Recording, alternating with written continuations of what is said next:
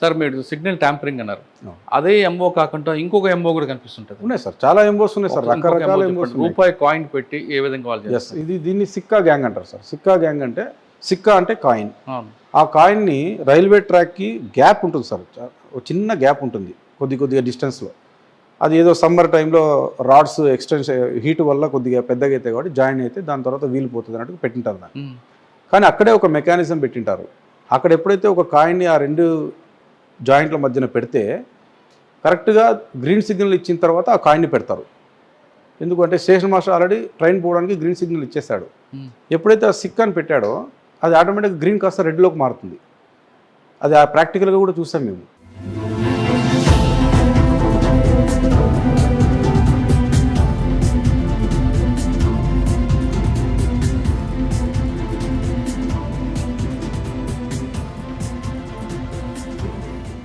చూస్తే కరెక్ట్గా మారిపోతుంది అది. ఎందుకు అంటే ఇంటర్లింక్ అలా ఉంటుంది, దాని మెకానిజమే అలా ఉంటుంది. ఎప్పుడైతే రెడ్లోకి మారిపోతుందో ట్రైన్ ఆగిపోతుంది. ట్రైన్ ఆగిపోయినప్పుడు ఆ సిక్కా గ్యాంగ్ ఆల్రెడీ 5-6 మంది ఉంటారు.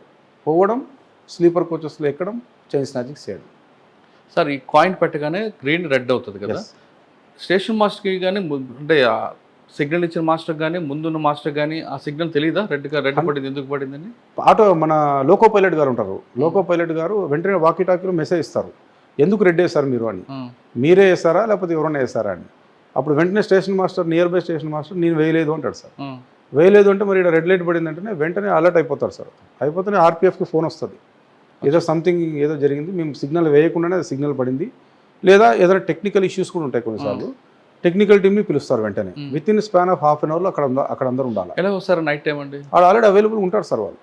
ఆర్పిఎఫ్ బై రోడ్ రాలేదు కదా, ట్రాక్ మీద రావాలి కదా. ఆర్పిఎఫ్ కాదు సార్, మనకి టెక్నికల్ టీం కూడా అవైలబుల్గా ఉంటారు, తిరుగుతూ ఉంటారు, మూవింగ్ ఉంటారు వాళ్ళు. నైట్ వాళ్ళకి స్పెషల్ డ్యూటీస్ ఉంటాయి. ఓకే, వాళ్ళు ఎక్కడ స్పాట్ ఏం జరిగినా అక్కడ రష్ అయిపోతారు. కరెక్టే మీరు అన్నట్లుగా టెక్నికల్ టీం కింద దిగారు, వాళ్ళు వాళ్ళ మీద దాడి చేస్తారు కదా. ఛాన్స్ ఉంది సార్, దాడి చేస్తుంటే మేము అంటే ఇక్కడ ఏం జరుగుతుంది సార్ ప్రాక్టికల్గా మేము పోయేసరికి అన్నీ అయిపోయాయి.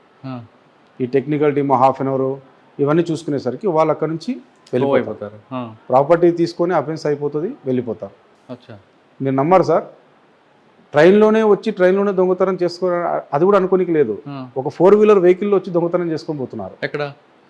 రైల్వే ట్రాక్ పక్కనే రోడ్డు మీద వెహికల్ పెట్టేసుకుంటారు. ఆ ట్రైన్ ఎక్కడ ఆపేసుకుంటారు. అఫెన్స్ అయినాక బండి ఎక్కేసి వెళ్ళిపోతారు. ఎలా జరిగాయి సార్, పట్టుకున్నాం. అదే షోలాపూర్ గ్యాంగ్ అలాంటిదే. మొన్న రీసెంట్గా పట్టుకున్నాం ఉత్తరప్రదేశ్ గ్యాంగ్, మీర్జాపూర్ గ్యాంగ్ అంటారు దాన్ని. వాళ్ళు యూపీ 63S 8283 బండి నంబర్ అది. ఆ వెహికల్ వేసుకొచ్చి కర్నూల్లో ఎక్కడ సార్ ఇది ఉలిందకొండ అనే ప్రాంతం దగ్గర 27 తులాల బంగారు బ్యాగ్ కొట్టేసి 2 చైన్లు లాక్కొని దిగేసినారు. బండి అప్పుడు ఎక్కడుందంటే టోల్ ప్లాజా పక్కన ఒక బండి వెయిట్ చేస్తూ ఉంది. ఆ బండిలో డ్రైవర్ రెడీగా ఉన్నాడు. అఫెన్స్ చేసుకునే వెంటనే వచ్చి కారు ఎక్కినారు, వెళ్ళిపోయినారు. అంటే ట్రాక్కి హైవేకి మధ్యలో పెట్టుకుంటారు, పక్కనే దగ్గరే. ఆ పాయింట్ చూస్ చేసుకుని మ్యాపింగ్లో అట్లే చూస్ చేసుకుంటారు వాళ్ళు. ఇదంతా ఒక హోంవర్క్ సార్. ఇది అంత ఈజీగా ట్రైన్ అఫెండర్స్ ఆషామాషిగా మన వాళ్ళు మాకు చేయరు. అది చాలా ప్లాన్డ్గా వస్తారు, 5-6 మంది వస్తారు. ఎక్కడ ఏం చేయాలో ప్లాన్ చేసుకుంటారు, ఏ పాయింట్ని చూజ్ చేసుకోవాలా. సార్ సిక్కా గ్యాంగ్ కాకుండా ఇంకో కొత్తగా గ్యాంగ్లో మీరు ఐడెంటిఫై చేస్తారు? చేసాం సార్. జార్ఖండ్లో రాంచీలో ఒక గ్యాంగ్ ఉంది. అది ఎంత ప్రొఫెషనల్ అంటే సార్, మీరు యాక్చువల్గా వయసు పిల్లలు మాత్రమే. రాంచీ అంటే వాళ్ళు పూర్తిగా సైబర్ క్రైమే కదండి? లేదు సార్, దీంట్లో కూడా మీరు ఆ గ్యాంగ్ మీరు ఏజ్ లిమిట్ తీసుకుంటే అబౌవ్ 45 years. ఓకే, ఇప్పుడు దాకా సిగ్నల్ ట్యాంపరింగ్ చైన్ లాగేది వీళ్ళంతా పిల్లలేమో అనుకుంటాము, 20 నుంచి 35 మధ్యలో ఏజ్ వాళ్ళు అనుకుంటాం. కానీ ఆ గ్యాంగ్ స్కిల్డ్ గ్యాంగ్ అంటారు, అది ప్రొఫెషనల్స్ వాళ్ళు. వాళ్ళు ఎలా చేస్తున్నారు, 45 నుంచి 67-70 years వాళ్ళు చేస్తున్నారు దొంగతనాలు. అంటే ఎవరికి అనుమానం రాదండి? ఎవరికి అనుమానం రాదు సార్. మేము రీసెంట్గా 2 పట్టుకున్నాము. ఆ 2 ఎలా పట్టుకున్నామంటే ఇప్పుడు మనం మాట్లాడుకున్నట్టే అడ్వాన్స్ రిజర్వేషన్స్ తీసుకున్నాము. మీరు అన్నట్టుగా ఇందాక ఒక కేసు రాకముందే, ఎఫ్ఐఆర్ రాకముందే నేను డిటెక్ట్ చేస్తామన్నా కదా, ఆ కేసుని మేము అలాగే డిటెక్ట్ చేసాము. నెక్స్ట్ రిజర్వేషన్ లింగంపల్లి నుంచి కాకినాడ ట్రైన్కి చేయించుకున్నారు. వాళ్ళు ఎలా వచ్చారు తెలుసా సార్? అక్కడికి ఫ్లైట్లో వచ్చారు. హైదరాబాద్ ఫ్లైట్లో టికెట్స్ కూడా ఉన్నాయి వాళ్ళ దగ్గర. ఫ్లైట్ వాళ్ళ ప్లేసెస్ నుంచి, రాంచీ నుంచి. ఒకడు రాంచీ, ఒకడు సిలిగురి అని చెప్పి ఒక ఏరియా ఉంది west Bengal border, Nepal border. అక్కడ నుంచి వచ్చి ఇక్కడ దొంగతనాలు చేస్తున్నారు. వీళ్ళిద్దరు కలిసి వచ్చి ఇక్కడ లింగంపల్లి రైల్వే స్టేషన్లో వెయిట్ చేస్తున్నారు ఆ ట్రైన్ ఎక్కడానికి. మేము ఆల్రెడీ వాళ్ళ కోసం వెయిట్ చేస్తున్నాము. సో మా పని మేము చేసాం, వాళ్ళ పని వాళ్ళు చేసుకున్నారు. వాళ్ళు వచ్చారు, వచ్చిన వెంటనే క్యాచ్ చేశారు.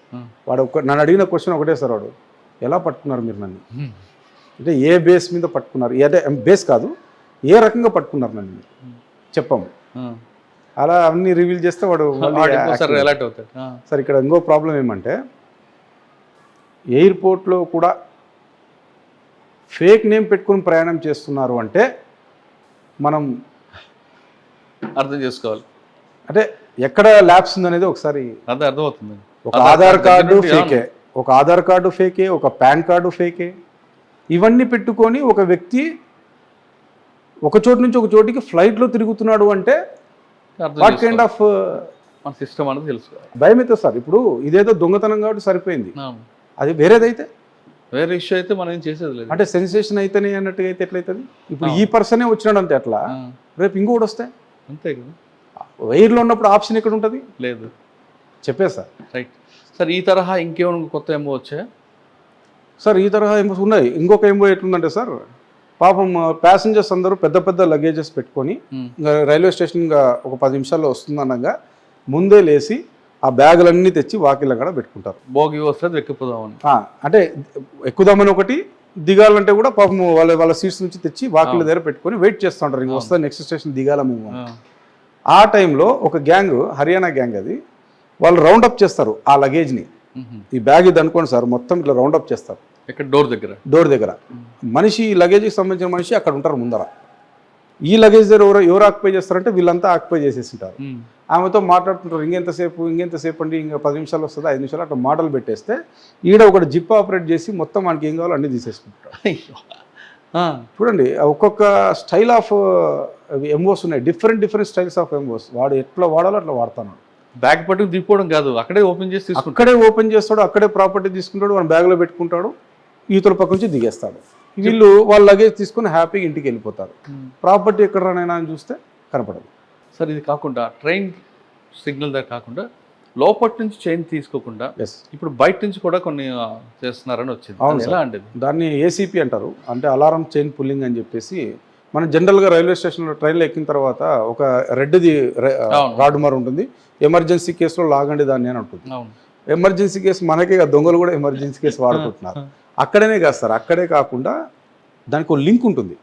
ఆ వైరింగ్ అంతా కూడా ట్రైన్ లోపల నుంచి కోచ్ నుంచి రన్ అయ్యి బయటికి ఒక లివర్ ఉంటుంది సార్, అది ఆ లివర్ని డిస్కనెక్ట్ చేస్తే కూడా ట్రైన్ ఆగిపోతుంది. బ్రేక్ ఉండేది బ్రేక్ అప్ అయిపోతుంది. అది అప్ అయిన వెంటనే భయంకరంగా గ్యాస్ వస్తుంది, దాన్ని మళ్ళీ క్లోజ్ చేస్తేనే మళ్ళీ ట్రైన్ రన్ అవుతుంది. అది క్లోజ్ చేసేంత వరకు ట్రైన్ రన్ కాదు.